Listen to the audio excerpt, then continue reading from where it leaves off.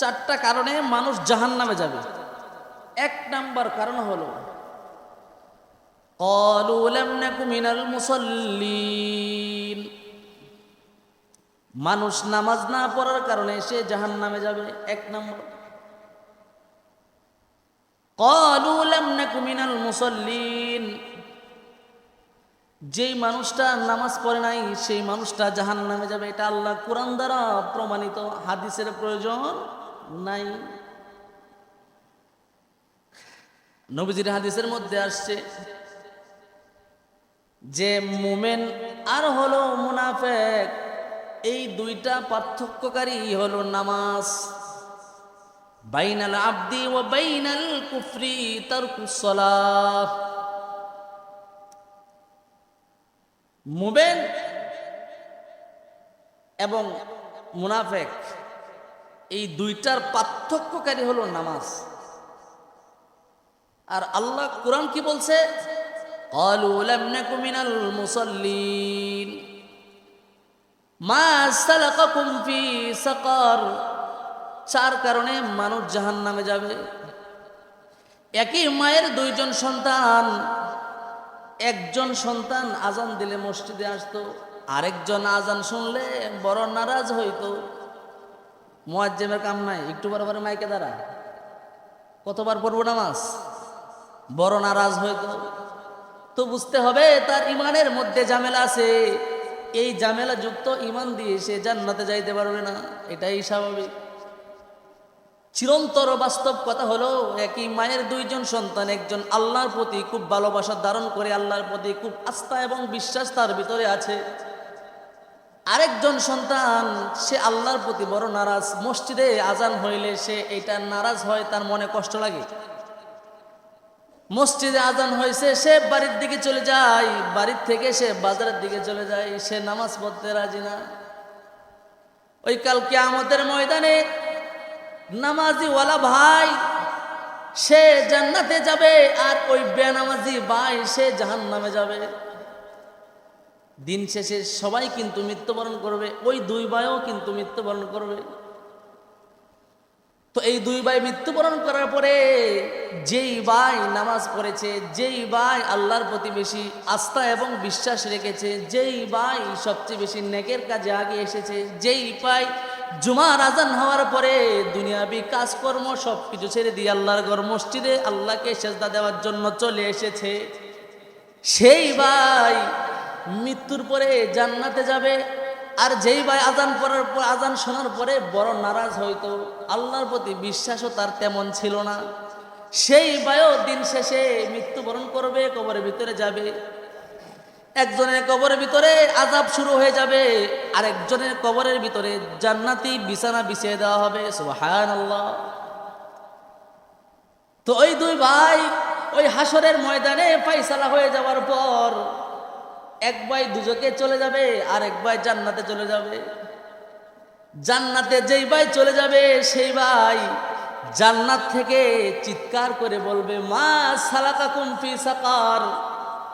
দুনিয়াতে তো দুইজন একই সাথে চলতাম, একই মার গর্ভে থেকে আমরা ভূমিষ্ঠ হয়েছিলাম, একই মাকে আম্মা ডাকতাম, একই বাবাকে দুজন পরিচয় দিতাম, একই রাস্তা দিয়ে চলাফেরা করতাম, একই বাজার থেকে বাজার করতাম, একসাথে দুইজন গলাগলি করে কত সময় একসাথে অতিবাহিত করেছি।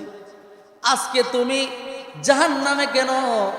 ওই ভাইটা জাহান্নাম থেকে বলবে, ক্বালু লাম নাকু মিনাল মুসাল্লিন, আমি নামাজ পড়ি নাই এই জন্য আমি জাহান্নামে, তুমি নামাজ পড়েছো এই জন্য তুমি জান্নাতে। সুবহানাল্লাহ। সুজা কথা। নামাজ পড়লেন তো জান্নাতে গেলেন, নামাজ ছাড়লেন তো জাহান্নামে গেলেন। এক নাম্বার কারণ বুঝাইতে পারলাম তো? এক নাম্বার কারণ। দুই নাম্বার কারণ হলো ওয়ালাম নাকু নুতঈমুল মিসকিন। এই দুনিয়ার মধ্যে অনেক প্রভাবশালী ব্যক্তি আছে, অনেক ক্ষমতাধর ব্যক্তি আছে, সে তার ক্ষমতা খাটিয়ে এতিমের মাল সে আত্মসাৎ করেছে। অনেক ক্ষমতা খাটিয়ে মসজিদের সভাপতি হয়ে মসজিদের টাকা আত্মসাৎ করেছে। একটু ক্ষমতা ছিল বলে সে ৫-১০ হাজার টাকার বিনিময়ে সে সত্য বিচারটাকে সে নষ্ট করে দিয়েছে, উল্টায় দিয়েছে।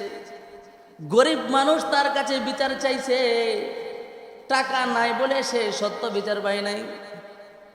এমন বহু মানুষ এই জমিনের মধ্যে বসবাস করে, সবাই তাকে বড় অফিসার বলে স্যার ডাকে, স্যার ডাকে। সবাই জানে সে বড় অফিসার, কিন্তু সে নিজে জানে সে একটা বড় চোর। একটা কলমের কুচা দিয়ে হাজার হাজার কোটি কোটি টাকা সে আত্মসাৎ করে ফেলে। এমন বহু ক্ষমতাধর মানুষ এই জমিনের মধ্যে বসবাস করে।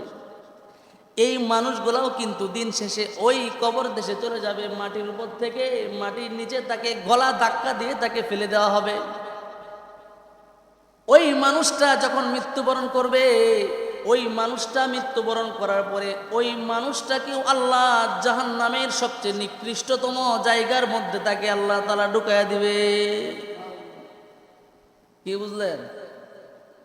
ক্ষমতা আছে বিদায় আপনি আপনার ক্ষমতাকে অপব্যবহার করতে পারবেন না।